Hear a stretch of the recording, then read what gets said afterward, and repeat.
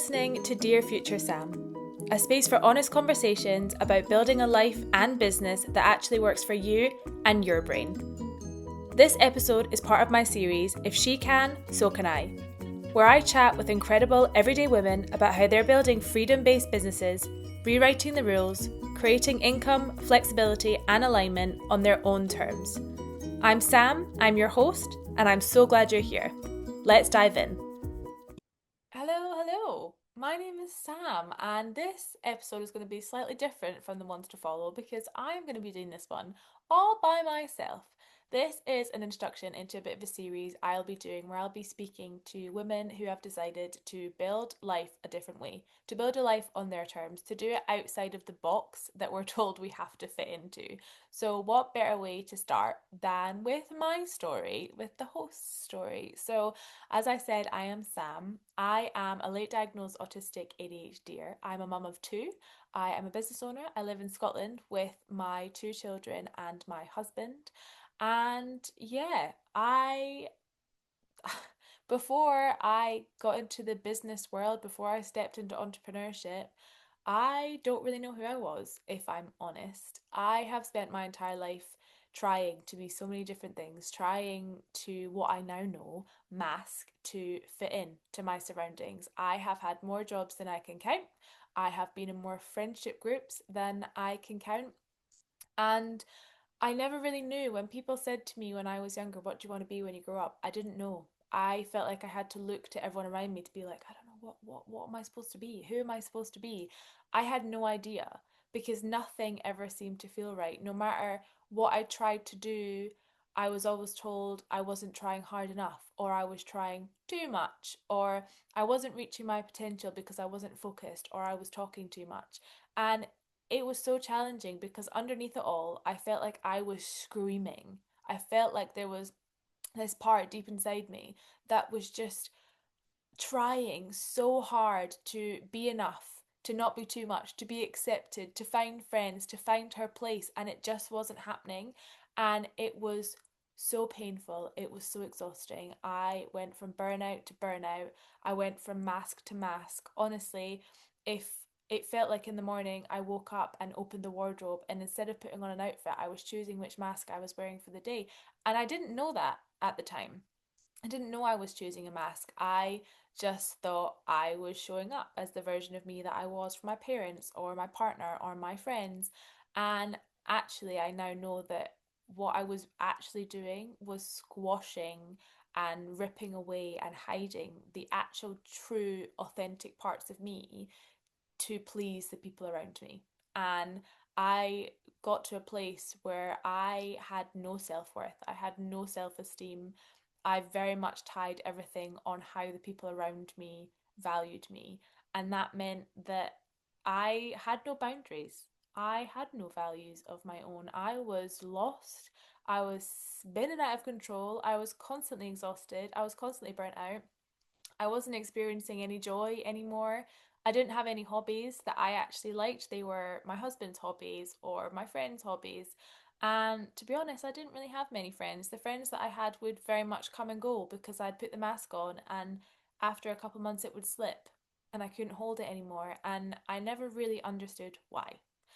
And then after I had my first child, I was diagnosed with postnatal depression because everything just spiraled out of control for me completely. And what I now know was that I had a lot of coping mechanisms in place that I didn't know were coping mechanisms. And all of a sudden, when you're responsible for this tiny life, I didn't have the time or the capacity to use those coping mechanisms anymore. And I didn't really have the time to figure out new ones either. And I honestly thought I was going insane. I thought I was just honestly thought someone was going to knock on the door and take me away, and I was going to lose my baby. I was going to lose my husband because I just I I was crazy. I felt crazy. I'd try and explain to my husband or my mum what was going on, and the fact that I was terrified, and the fact that I was exhausted and I couldn't function, I couldn't make decisions. I was so scared that I wasn't getting it right for my child. All the things that come with being a new mum, yes, but on top of that, so many more layers that I couldn't find the words to explain. I didn't have the words to explain. And everybody looked at me like I was crazy. And eventually I was diagnosed with postnatal depression. As I said, I was given antidepressants because I did get to a massive low, which I now think actually was an autistic burnout. I had hit just the point where I could barely keep my eyes open. I was not functioning at all. And it was a real, real struggle because in order to get out of that, you need to start supporting yourself. And when you don't have the words to even describe what's happening, how are you supposed to even start to figure out how to support yourself in it?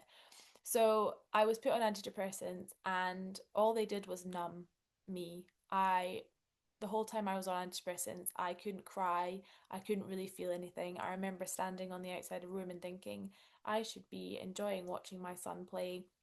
I should be enjoying being part of this event or this family gathering or whatever it was. And I just felt nothing. And I was too scared to stop taking them because I was terrified to go back to the place I was in, but being on them just completely numbed every part of me, and I totally lost who I was entirely, and it was a very, very strange time for me. COVID, I know, was a horribly scary time for a lot of people, but for me, it actually brought a lot of clarity into my life. It allowed me to slow down.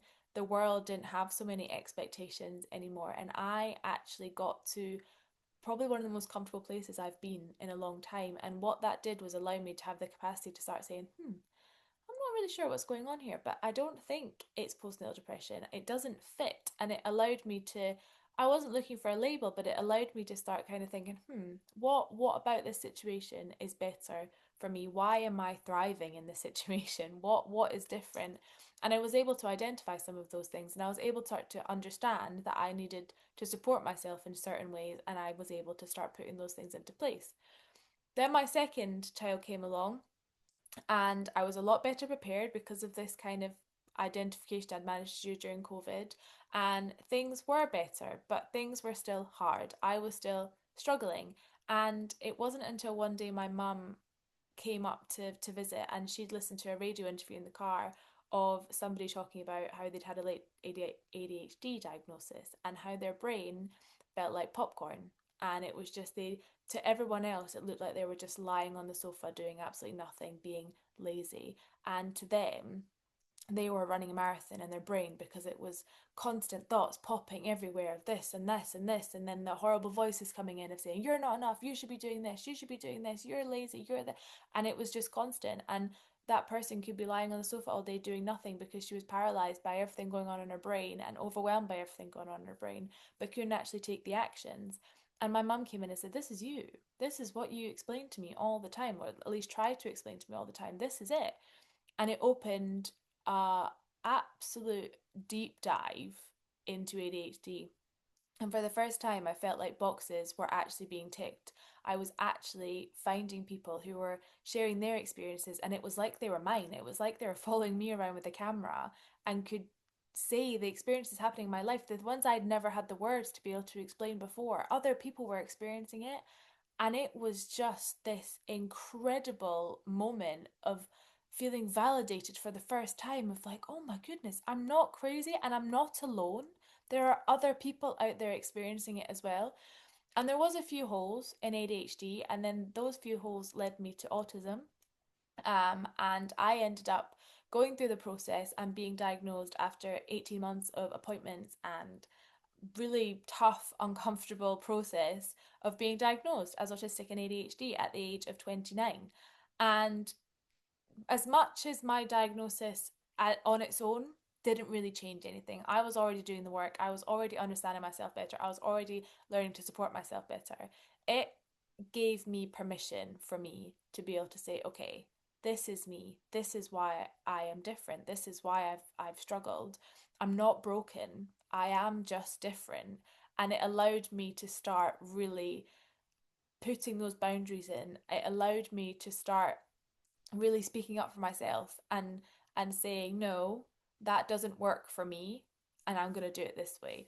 And that started a whole other process. There was a lot of grief, there was a lot of things to work through. I'm very much still on that journey. I think I'll always be on that journey, but it brought to light for me the fact that I don't fit into the neurotypical world. And I'm never going to because I am not a neurotypical brain. And there are a lot of great workplaces out there that will make allowances, but allowances only go so far. And I realized that in order to build something that worked for me and supported me, it fit like a glove type support. So the support that was going to allow me to not constantly be in burnout spirals, that was going to allow me to continue my healing journey and continue understanding and learning and developing, and also have the capacity and the energy left over for the things that I love and to spend time with the people I love. The only way I was going to get that was if I built it myself. And that is when I started exploring other options. What else was out there? What else could I do? And I looked at so many things. I remember Googling so many different things and researching different things. I came across an ad on social media for this business model that I now partner with. And I was incredibly skeptical at first. I had seen far too many online scams, too much noise. I was overwhelmed by all the choices and all these people saying, this is the best one, this is the best thing to do, this is the best thing to do. And then all of the people and all of the trolls saying, no, don't do that, it's a scam, it's this, it's that. And for some reason, this business model that offered time freedom, that offered community, that offered impact, that was offering real change, something about it felt different. And I knew, because I could not get it out of my brain, I had to explore it further. Once I had opened that box, I could not shut it again. And I was back and forward, being my kind of need to know all the details self. I was chatting to my mentor, I was talking in the community. I wanted to find out absolutely everything, but I couldn't get out of my brain. And I knew, as I said, if I wanted things to change, I had to take control and I had to change something. And if I wanted something that 100% supported me, I needed to build it myself. And this was it. I knew it. This was it. There was a lot of, like I said, skepticism, not just about the business model, but also about myself. Will I be able to do this? Am I good enough to do this? Will I be too much? Will I not be enough? Will I be able to be consistent enough? Is this just going to burn me out? I had so many questions and I tried to ask them, but ultimately, no one is me. No one could know what I would be able to bring to this business. No one would be able to build their business like I would build mine, for my strengths, for my weaknesses to support me. And I sat with it for a while. And then I just thought, you know what? I am only going to regret this if I don't try. If I all of a sudden, in a few months' time, find myself having to go back to work, to sit in an office, to be surrounded by that with the sensory overwhelm that I get being in an office, but also the fact that I have to sit down and be on for 8 hours a day, I have to leave my kids, all of these things, I would much rather give this a try and it not work than get to that point and wish I had. So I jumped in, and honestly, it has not been an easy ride. There has been a lot of up and downs. Since I started, I have had my diagnosis, and there was a lot of grief and there was a lot of working things out once my diagnosis came. And my business obviously was impacted by that because my attention and my focus was somewhere else. And I was changing. The person I thought I was not actually the person that I am now. And I had to figure out how to build this business to best support me. And it has taken time. But I now have a business that supports me so, so well. I have a business that supports my strengths, that allows me to use my weaknesses, but also have the support of systems and automations and all those kinds of things to almost strengthen my weaknesses. I have a community where I have found some of my closest friends. As someone who has found friendships hard for my entire life, I have found true friendship through this business, which has just been absolutely life changing for me. I have gone on a huge personal development journey because you do when you start your own business, you have to. It's like holding a mirror up to yourself and seeing all the things, all the places that you can work on. And is it uncomfortable and hard? Absolutely. It's the most uncomfortable and hard thing I've ever done in my life, but it is also the most freeing thing I have ever done. I have now got so much clarity on what I want and don't want in my life. And I now have the vehicle to allow me to build that life that I do want without those things that I don't. And it's amazing. It is incredible to have that freedom, that flexibility, that control over my business is something I would never be able to have in a typical 9 to 5, in what society tells you we should do. And there are so many people, too many people out there who are struggling so much. They are miserable. I sit at play groups and listen to all these mums talk about the cost of childcare, how much they hate leaving their children, how miserable they are at work, how they don't like their work, they don't like the people they even work with. And yet they're still going there every single day, 8 hours a day, leaving their children, burning themselves out to do it because it's the thing they've been told by society, been brought up believing is the only way and it's the thing they have to do. And it's just not true. The other options, they are always called risky, but I don't believe it's risk that is the thing. I think it's fear. They are scary. Taking a different path to the path that you've always been told is the one you should be on is scary. And us as human beings are built to avoid the scary things. Our nervous systems, our subconscious, they're actually built to keep us safe. So if anything is scary, of course, our bodies are going to have an actual physical reaction to guide us back to safety, which is the 9 to 5 that keeps us miserable. Because unfortunately, our nervous systems, they aren't built to keep us happy. They are built to keep us safe. But happiness is such an important thing. We have one chance at this life without getting all too much here. We have one chance. And why would you spend the majority of that one life that you get being miserable in a job that you hate?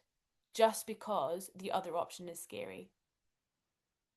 I don't understand. And now that I've seen the other side of it, I could never go back.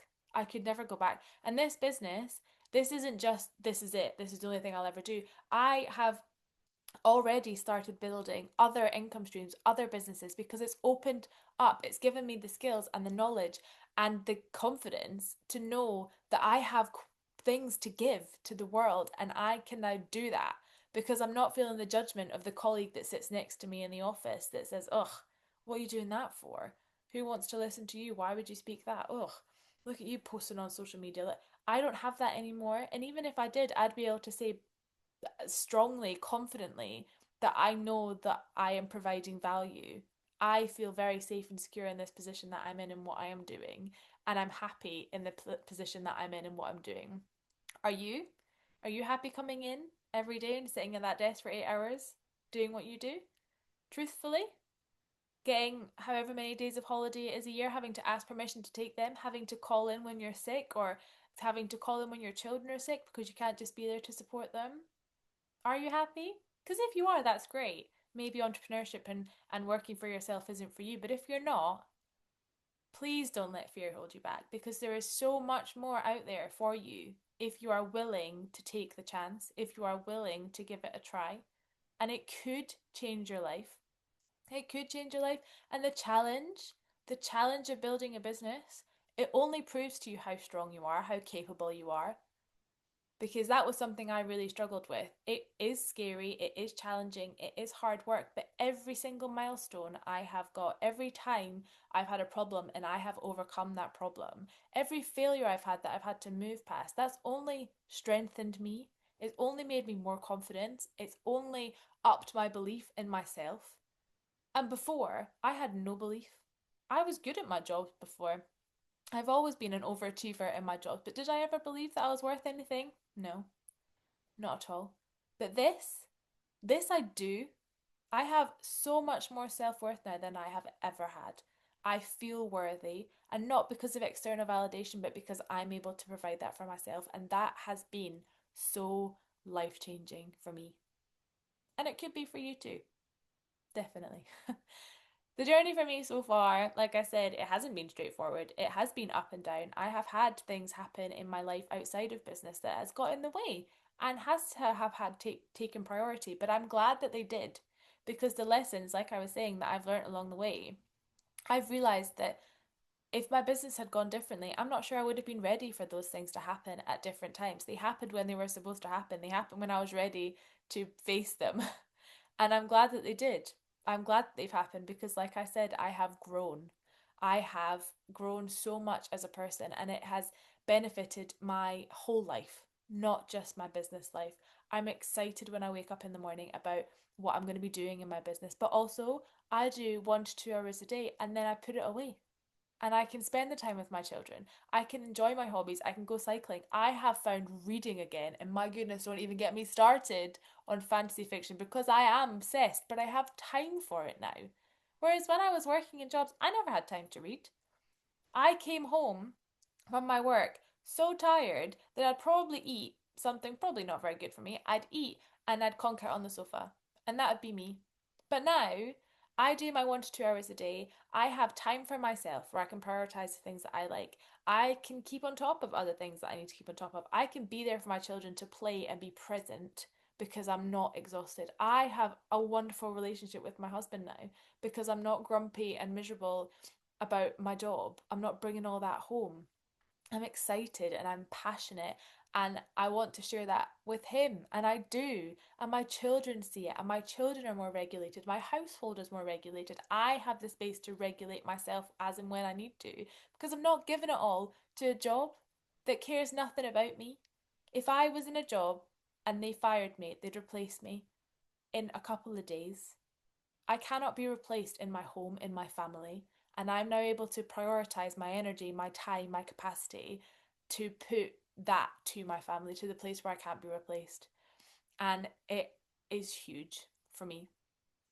Some of the favourite parts of working online, I've already mentioned having complete control over my capacity, over my energy, over my time, but also the community of people that I've surrounded myself with now because we're all people who have the same mindset, who have this growth mindset. We don't sit around complaining about our 9 to 5s. We don't sit around complaining about how tough life is and how much of a struggle things are. We see problems differently.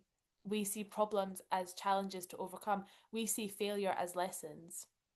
I'm in a group of people with this much more positive growth mindset.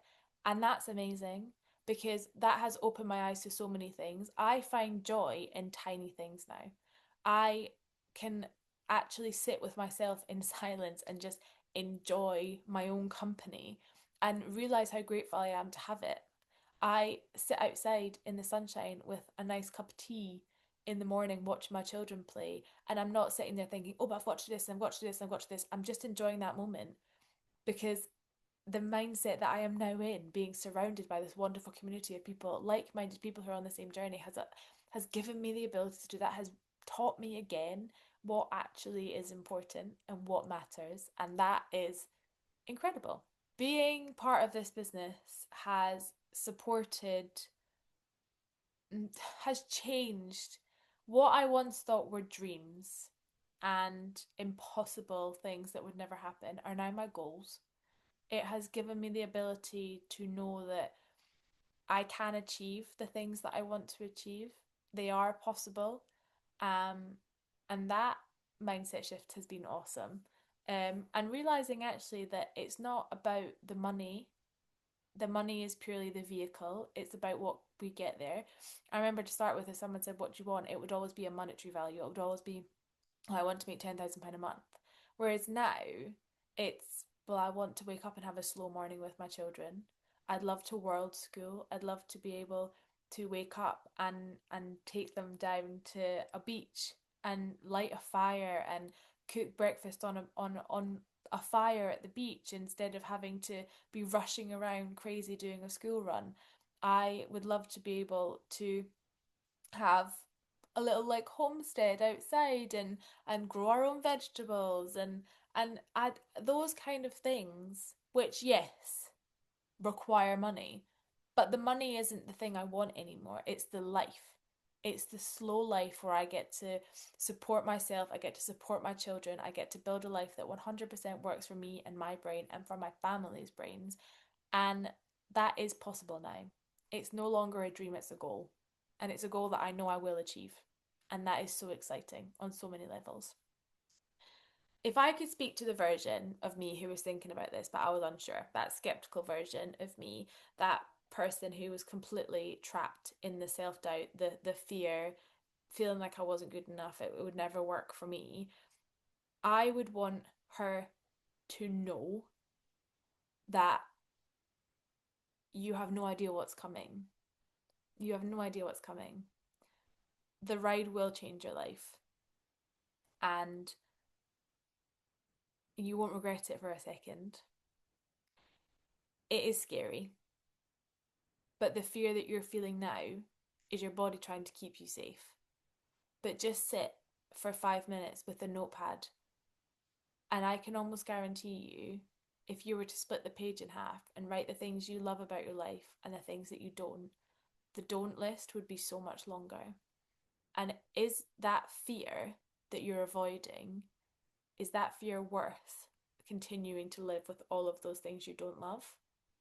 Or is that fear worth challenging and overcoming so that you can build a life full of the things that you do love, that light you up? Because honestly, if I could speak to that version of me now, firstly, I'd give her the biggest cuddle, because I even now find it hard to comprehend how I was surviving then, because I was in survival mode all of the time. I don't know how I did it. If I could speak to her now, I'd give her a huge hug. I would tell her the journey is going to be uncomfortable. It's going to be confronting, but it's going to change your life in the best way. And just to go for it with 2 feet, to take it as it comes, to push yourself to get in that comfortable place, and you'll never look back. Honestly, it has changed my life. It's changed my life making the decision to build my own business, to take control of my life, to give myself that ability to know that I am worthy of taking that day when I need to, of having the systems that support my brain, that my weaknesses aren't negative things, they're just things that need support in a different way, and you can do that. That I can impact so many other people's lives by what I am doing. I would do it again in a heartbeat. I really would.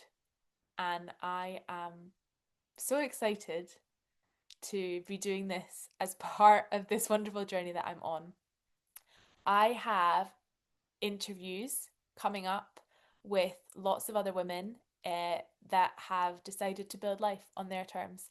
And I am really excited to share them with you. I have absolutely loved having these conversations with these women. Like I said, being part of a community of women who are on that growth mindset like you are, it changes the game. It's incredible. And I'm so excited for you to hear them. I hope that you have got some value from listening to me waffle today. And I look forward to sharing those conversations with you. If you would like to connect, you can head over to Instagram. I am at _DearFutureSam. I post regularly about my neurodivergent traits, about being a mum, about being a business owner, and I'd love to see you over there. And apart from that, I will hopefully see you on the next episode, or I'll be joined with one of my lovely, lovely guests. And until then, have a great week. Thank you so much for listening to this episode of Dear Future Sam.